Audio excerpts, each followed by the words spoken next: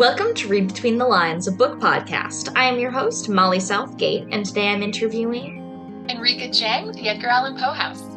Hi, it's great to have you here today. Thank you so much for making this time for me. Love it. Of course, yeah. How have you been? Hanging in there. We're recording on a Monday, so it's Monday. Oh, yeah. Doing pretty well, all things considered.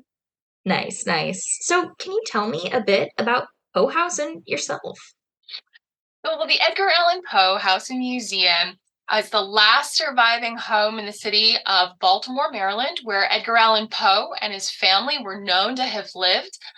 Baltimore, pretty much associated with Edgar Allan Poe, known for Edgar Allan Poe. We also, we have the body. He is buried in Baltimore. So he's a big top 5 draw for the city. And we're very, very fortunate at Poe House that interest in Poe as a writer, and then, of course, all things Gothic and fun and wonderful is this huge draw for people just about all over the world. So we're a very tiny house museum in West Baltimore, but we welcome several thousand visitors from all around the world all year long.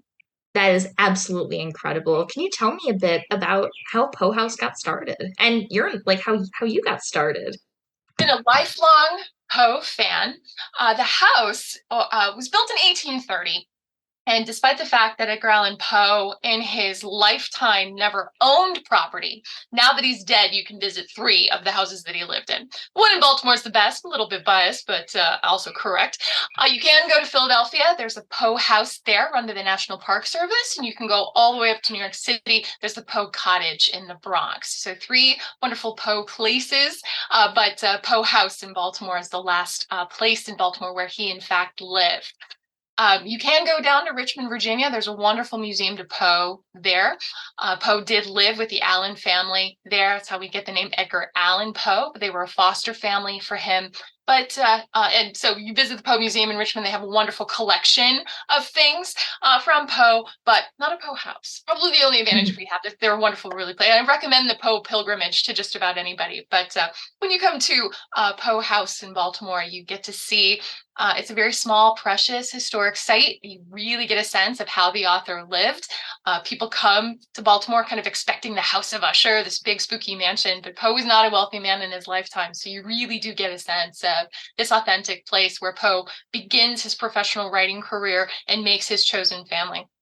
Oh, that's amazing.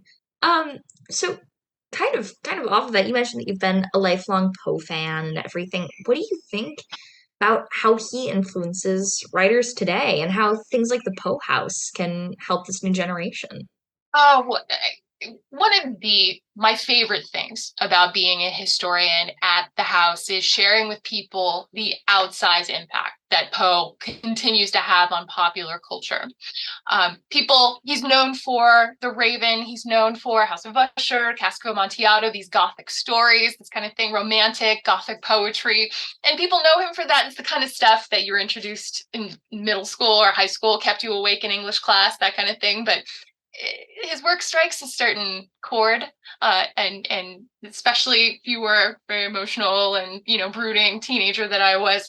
I'm right there with you. I get right, it. one of us.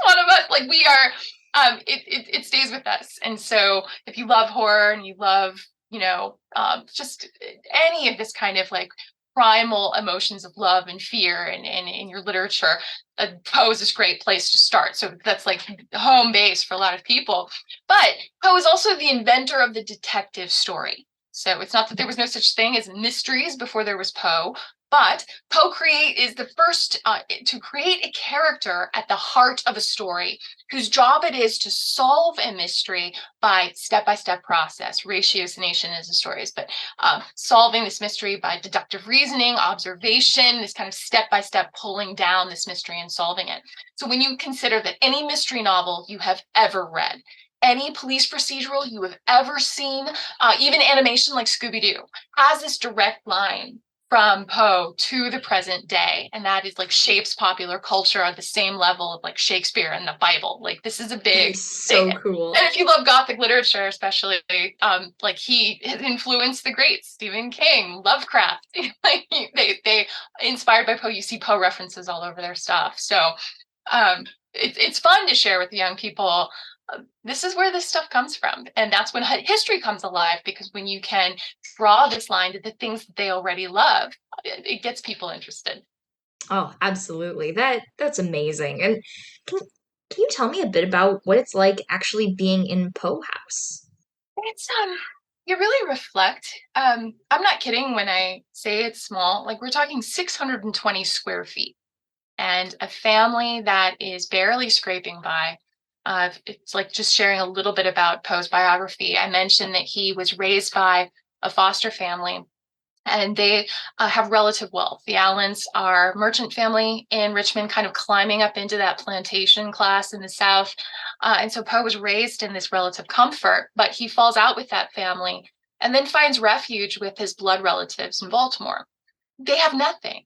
They are like, can barely afford rent. His aunt is, scraping by. She's a widow. She's caring for her mother, who is also a widow. She's caring for her brother, her dead brother's children, Edgar's older brother, as well as her own children. So this is a family that has nothing, and yet they welcome Edgar to be part of it.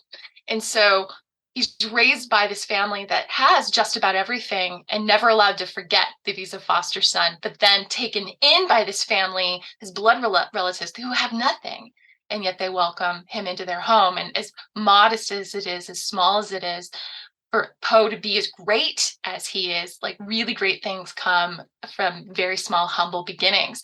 And that is a constant reminder when you're like ducking your head and like crawling up these really, really steep stairs, and just getting a sense of, this is how folks lived. This is what they had. And so this family gets really close because they have. That that is so beautiful. And I think a lot of times it can feel like, oh, well, to be an artist or a writer, especially in the way that our world is set up now, you have to have this wealth and have the giant mansion. Like, oh, where do you get your inspiration from? If not like this beautiful place, but that he had like this smaller house is really quite wonderful. Yeah, you're right. And like today, there's a whole question of like the Nepo babies, like the Nepo kids, like Mhm. nepotism and stuff.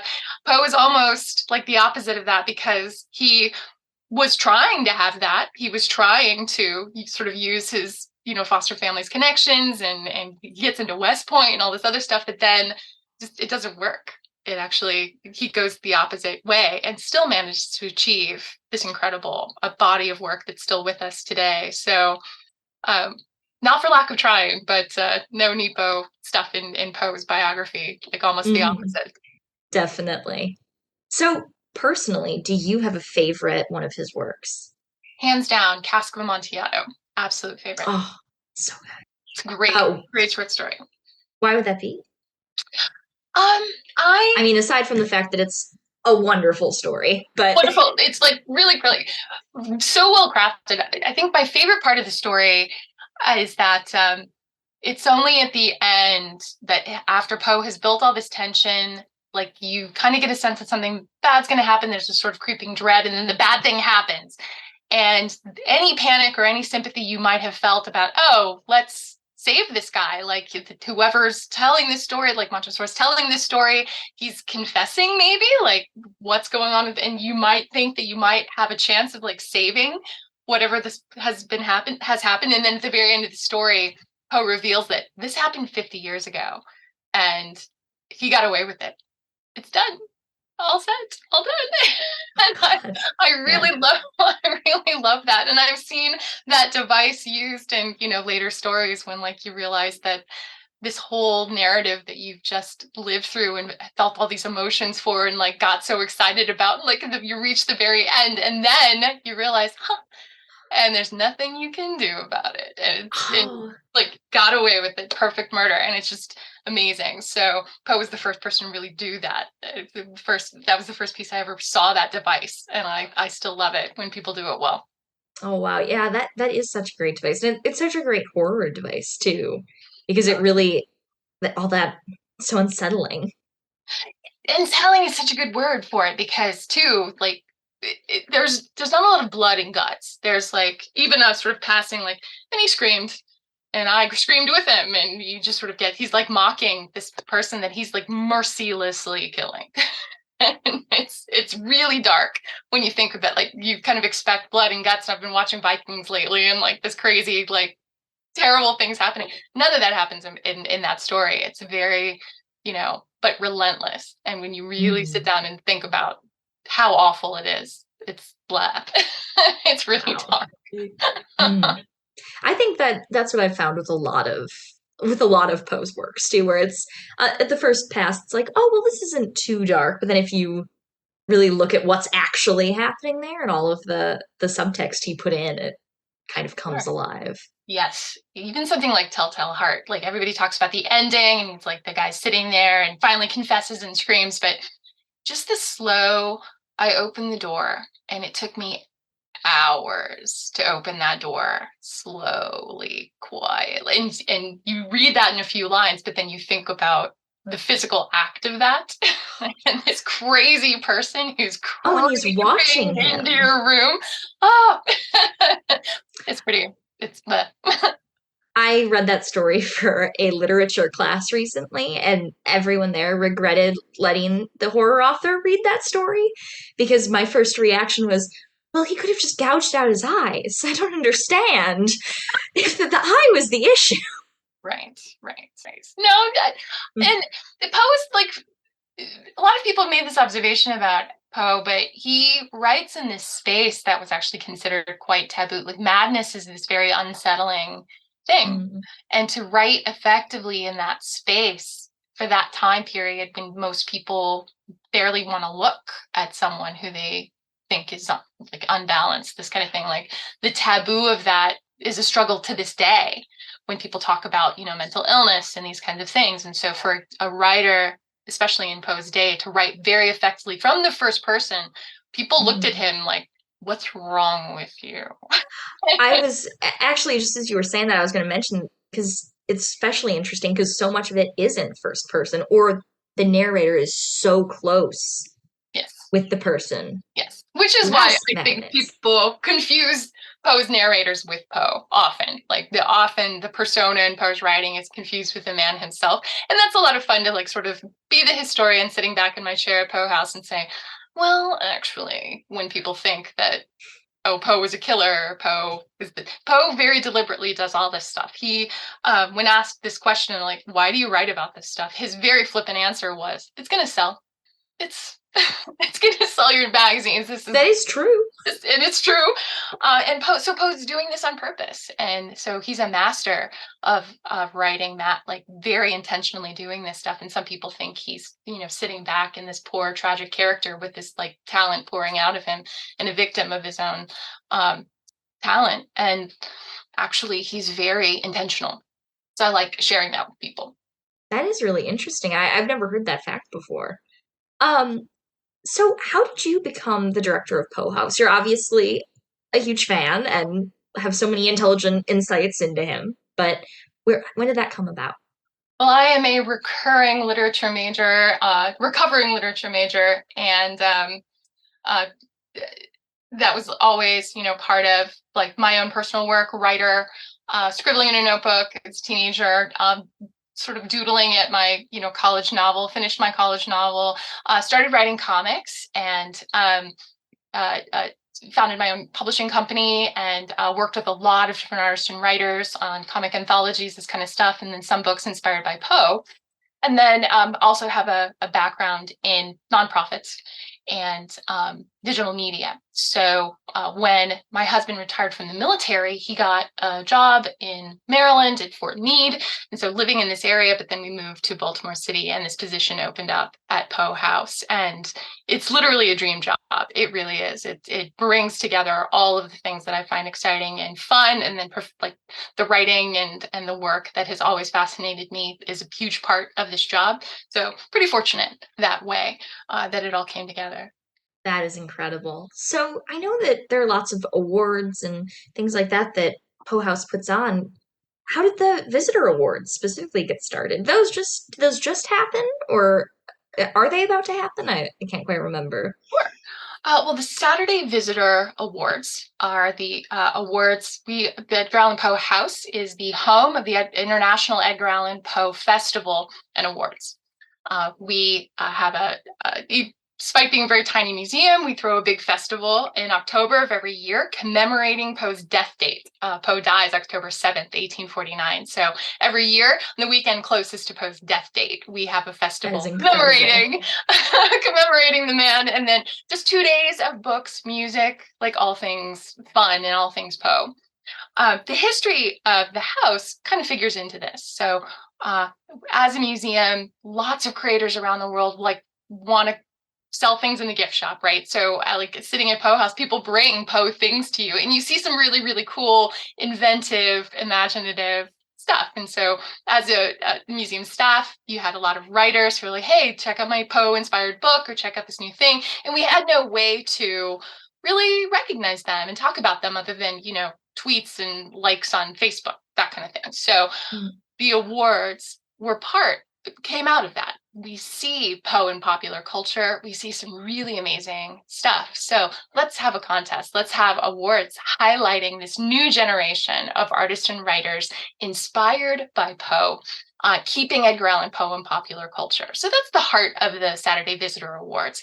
We're already doing this great festival, 2 days, celebrating all things Poe. And so some of the creators who come to the festival, let's show off their stuff and give them an award for some of the best stuff. So that's where that idea kind of started. Poe House, the history of Poe House is that Poe House is famous because Poe lived at the house, obviously. Poe makes his chosen family at the house, finding refuge with his relatives. But then Poe begins his professional writing career at Amity Street. While he's living at the house, he'd begun to experiment with short stories, submitting short stories to the magazine industry of the day. And while he's living there, he wins a prize for a story called Manuscript Found in the Bottle. This is the first money that Poe receives professionally for his work, and then the cachet of that first place prize gets him noticed by more of the literary community, begins to network, and he eventually parlays this into his eventual career as an editor, a magazine editor, contributor to the magazines that employ him, and this is his professional start. So Baltimore gets to say this is the city that discovered Edgar Allan Poe, and then Poe House can say that this is the house where Poe is first recognized and launches his career. So the awards are named for the Baltimore Saturday Visitor, which is the magazine that gave Poe that prize. So all those Oh, kind of that's events, amazing. kind of like sewing those together. And so every year on Poe's birthday, we launch the call for entries for the Saturday Visitor Awards. And then about 2 months before the festival, we announce the official nominees, the contest, and then all the nominees come to the festival, and then we have the award ceremony at the Black Cat Ball at the festival. So some fun stuff, and it just really great. Cool thing when you're celebrating Poe's legacy to see this new generation of creators who continue to be inspired by Poe. That's where that That comes from. is that is so cool, and it really keeps that memory so fresh and alive, you know?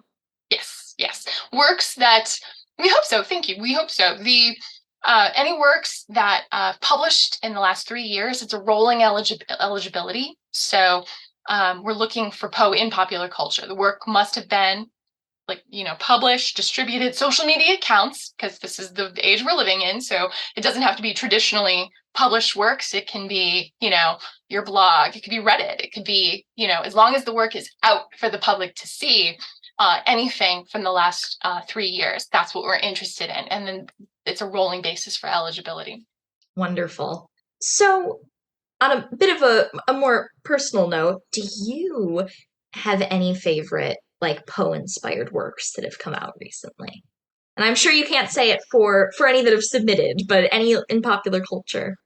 This is a huge Poe year, especially if you have a Netflix subscription.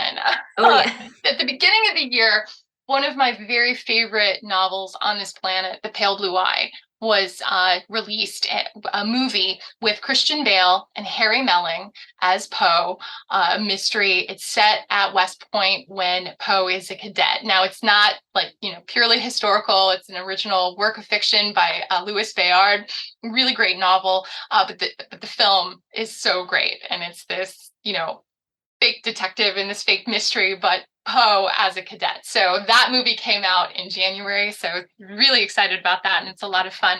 And I could see watch Christian Bale in anything. Mhm. And then if anybody's seen, silly question, everybody has seen Wednesday on Oh, Netflix, yes. the Addams Family spinoff. Has nothing to do, like, Addams Family really has nothing to do with Poe, except you can maybe make the argument the original Gomez Addams looked like Edgar Allan Poe. But the series on Netflix has tons of Poe references all over it. So the kids attend Nevermore Academy.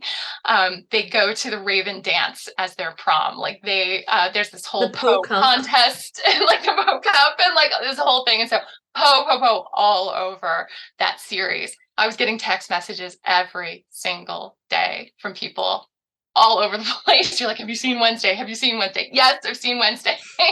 I loved it too. Yes, yes, yes. So huge Poe year. And then later on this year, and I'm sure it's going to be a favorite, Mike Flanagan is doing House of Usher, and Luke Skywalker is going Oh, to be in it. oh, wonderful.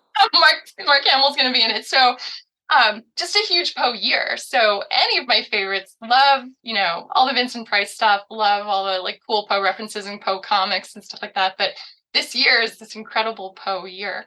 Um, Oh, that's so yeah. exciting. I love Mark Hamill. House of Usher is I think that might be my favorite. One of his short stories or anything. So, oh, I'm so excited for that. Yes, and Mike Flanagan's from Maryland, so this is a big like bit of pride for folks from here. So That is awesome. So, what do you think of Edgar Allan Poe's his prominence as someone in Gothic literature, even though he has this whole other side, like you were talking about with detective novels and stuff, he usually gets kind of pushed into exclusively being known as like a horror short story writer slash poet. why do I like? Is your question like why is that? Oh, I was just wondering what your thoughts were on that.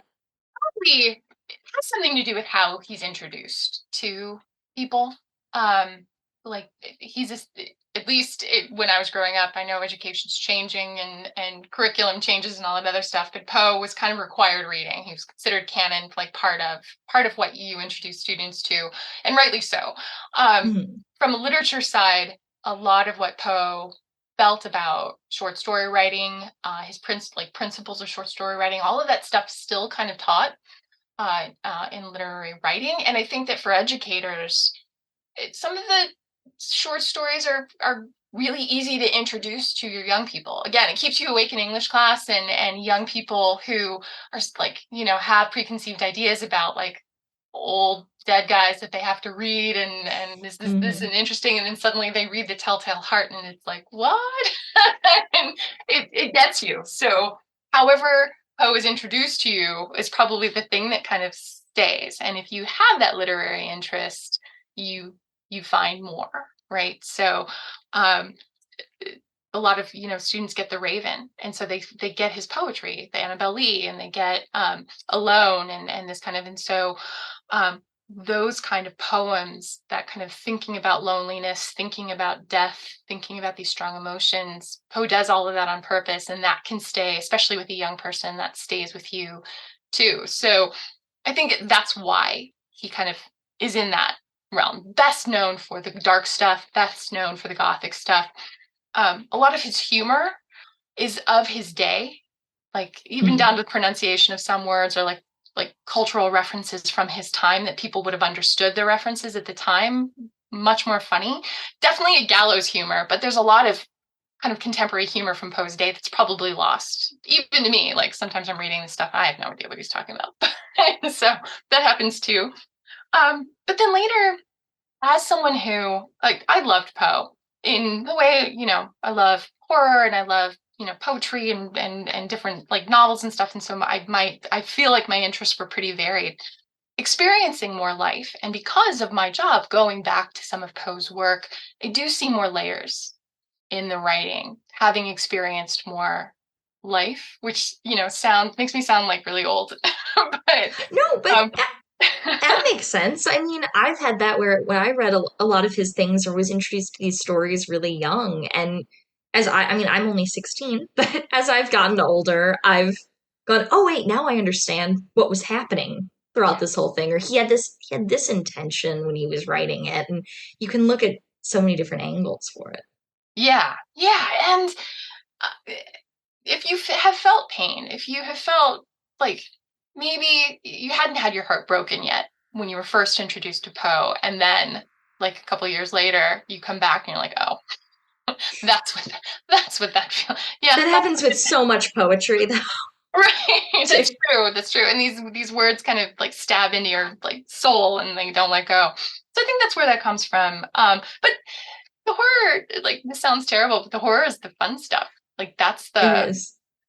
you can get gleeful about it and like sort of revel in the stuff that you would never want to happen to anybody, but still it feeds this sort of like dark place, and can be fun. So that's the easy answer, but I think that Poe appeals to those primal emotions, and as you get more familiar with them, it takes on different resonance. Absolutely. Oh, that was an excellent answer. I just have one last question for you today. What do you have coming up? Oh goodness. Well, we are preparing for the festival even now. Pre-sales are going on. The festival itself is a free event. It's a 2-day event, stage, vendors, food in the shadow of Poe House. Really enjoy having people come over, like again, literally from all over the world. It's the International Poe Festival. We see people from just about everywhere who love Poe, and you get to hang out with people who like the things you like, which is really great. But then we have additional ticketed events, additional tours to come inside Poe House because it's so small. You still have to get a ticket. So all those things, and planning all the events, that's a whole year kind of thing for me. So the festival is coming up. And the next year is the 75th anniversary for the Poe House. Oh, So our wow. 75th year as as a museum. And that's a big deal. So we've got some really fun stuff planned. Some of it I can't talk about yet because it's still in the works, and we'll see it happening. But really looking forward to announcing some really big programming things in the coming year as we approach our 75th. Oh, that's also exciting. Congratulations on the 75th year. That's amazing. Um, yeah, and good luck with the festival. It sounds incredible. I wish I could find a way to get there, Coming out, but coming out. We'll make it happen. we'll find a way. For Read Between the Lines, my name is Molly Southgate. And I'm Enrica Jang. Let's end this the way all great stories end. Happily ever after, the The end. end. Thank you for listening to Read Between the Lines, a book podcast. You can follow the show on Instagram and Facebook at Read Between the Lines Podcast and on Twitter at RBTL Podcast. Make sure to follow the authors who I've been talking to hear all about their upcoming projects, and also because they're cool people. This show is hosted by me, Molly Southgate, and produced and edited by my dad, Rob Southgate. Read Between the Lines is a Southgate Media Group production, and you can find all the great content put on by the network at southgatemediagroup.com. You can read the story of how I and many other podcasters started in the anthology book Pod Life, which you'll find at the link in the show notes. Also in the show notes are links to buy the books featured on this episode. Using those links supports this show and the incredible authors being interviewed. Have a great week and keep reading.